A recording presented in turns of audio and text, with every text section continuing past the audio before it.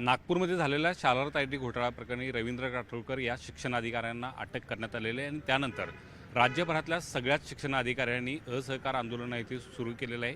शिक्षकांच्या पगारपत्रकावरती सही न करण्याचा पवित्रा या सगळ्या अधिकाऱ्यांनी केलेला आहे। त्यामुळे राज्यभरातल्या सगळ्या शिक्षकांचे पगार आहेत ते रखडलेले आहेत। त्यामुळे शिक्षक आता आक्रमक भूमिकेत आल्याचं पाहायला मिळते। कोल्हापुरातल्या काही शिक्षकांनी आज शिक्षण विभागाला भेट दिली आणि त्यानंतर त्यांनी आमच्या पगारपत्रकावर सही करा अशा पद्धतीची मागणी आहे ती केलेली आहे। कारण त्यांनासुद्धा आहे ते अनेक EMI भरावे लागतात, संसाराचा गाडा हाकावा लागतोय। मात्र ह्या पगारामुळे आहे ते त्यांचंसुद्धा कुचंबना मोठ्या प्रमाणात होणार आहे। आपल्यासोबत शिक्षक आहेत, त्यांच्याकडून प्रतिक्रिया जाणून घेण्याचा प्रयत्न करूया।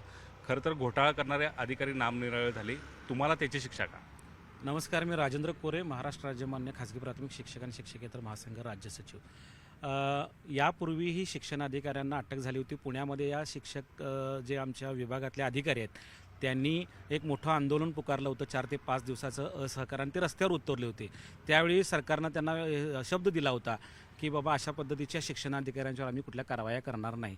परंतु परवा रवींद्र काटोळकर जे नागपूरचे माध्यमिक शिक्षणाधिकारी आहेत त्यांना अचानक अटक करण्यात आली आणि त्यांच्या अटकेनंतर शिक्षणाधिकारी त्यांची जी संघटना आहे क्लास 1 अधिकाऱ्यांची, त्यांनी निर्णय घेतला की राज्यातील सगळ्यात मोठा जो विभाग आहे तो म्हणजे शिक्षण आणि शिक्षक यांचे पगार थांबवूया, आपण असहकार करूया आणि शासनाला त्यांच्या प्रश्नाला त्या ठिकाणी कुठेतरी विचार करायला हवे अशा पद्धतीचा निर्णय त्यांच्या संघटनेनं घेतला आणि तशा पद्धतीचं पत्र त्याने शिक्षण आयुक्तांना दिल्याचं आम्हाला समजतंय।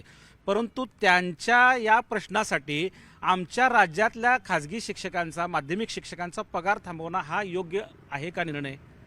त्यांचा विषय वेगळा आहे, आमचा विषय वेगळा आहे। कारण आमचा पगार हा कुठल्याही परिस्थितीमध्ये 1 तारखेला झाला पाहिजे यासाठी शासनाचे नियम आहेत, शासनाचे GR आहेत, आणि असे असताना या कारणासाठी शिक्षकांचा पगार थांबवणं योग्य असं मला वाटत नाही। म्हणून आज आम्ही शिक्षणाधिकारी प्राथमिक मीना शेणकर मॅडम यांची भेट घेतली, त्यांना या संदर्भातलं निवेदन दिलं आणि या संदर्भात तात्काळ कारवाई झाली नाही तर आम्ही या आपल्या जिल्हा परिषदेच्या समोर निदर्शन आणि धोरणाचं आंदोलन धरणे आंदोलन करण्यासंदर्भातलं आम्ही आज त्यांना निवेदन दिलेलं आहे। साधारण काय अडचणीचा सामना तुम्हाला करावा लागणार आहे जर पगार रखडले तर? सर्वसामान्यपणे खाजगी प्राथमिकचे शिक्षक असतील किंवा माध्यमिकचे शिक्षक असतील, या सर्वांनाच आपल्या कुटुंबाचा उदरनिर्वाह चालवण्यासाठी आपल्या वेतनावरती अवलंबून राहावं लागतं। बऱ्याच जणांनी आपली जी घरगुती गुंतवणूक जी असेल, ते प्लॉट असेल, फ्लॅट असेल किंवा वेगवेगळ्या प्रकारचे EMI जे असतात ते भरण्यासाठी पूर्णपणे आपल्याला वेतनावरती अवलंबून राहावं लागतं। जर ते वेळेत जर झालं नाही तर त्याचा विनाकारण दंड जो आहे, तो भरदंड जो आहे तो शिक्षकांना सोसावा लागणार आहे। महत्त्वाचं म्हणजे वेळेत जर पगार झाला नाही तर त्या सगळ्याच कुटुंबाची जी आहे ते विनाकारण त्यांना हालापेष्टांना सहन करावं लागतं। काही महिला शिक्षकासोबत आहेत आपल्या, त्यांच्याकडून सुद्धा जाणून घ्या काय अडचण आता तुम्हाला येत्या काळामध्ये भासणार आहे आणि शिक्षण विभागाला तुम्ही काय आवाहन कराल?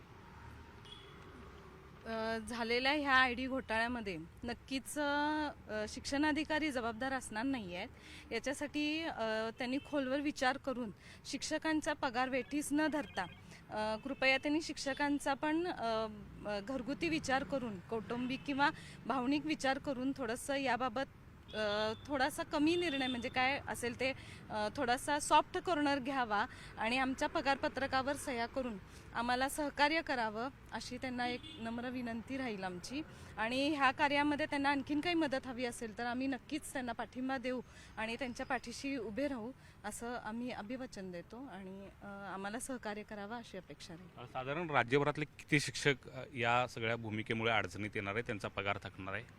राज्यभरातील किमान 25 लाख शिक्षक या ठिकाणी या जे काही निर्णय त्यांनी घेतला त्याच्यामुळे अडचणीत येणार आहेत। काही ठिकाणी काय झाले की पगारपत्रकाचा जो 2 आमचे किंवा 3 वेळा लॉट जातात, काही ठिकाणी 1 लॉट गेलेला आहे। त्यामुळे काही लोकांना अजून याची कल्पनासुद्धा नाही की बाबा आपला पगार होणार आहे किंवा नाही, कारण ह्या संदर्भातला निर्णय 24 तारखेला यांच्या संघटनेला घेतला।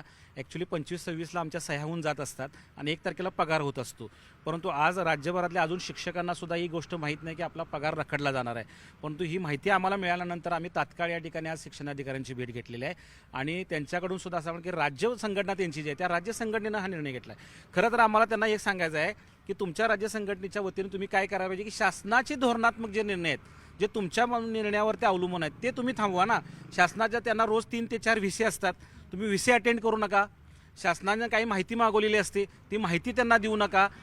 तुम्ही शासनाच्या धोरणात्मक काही जी काही गोष्टी आहेत त्याला तुम्ही विरोध करा आणि असहकार आंदोलन तिथं पुकारा. आमचा पगार तटवून त्यातनं काय फायदा होणार नाही, आम्हालाच त्याचा त्रास होणार आहे.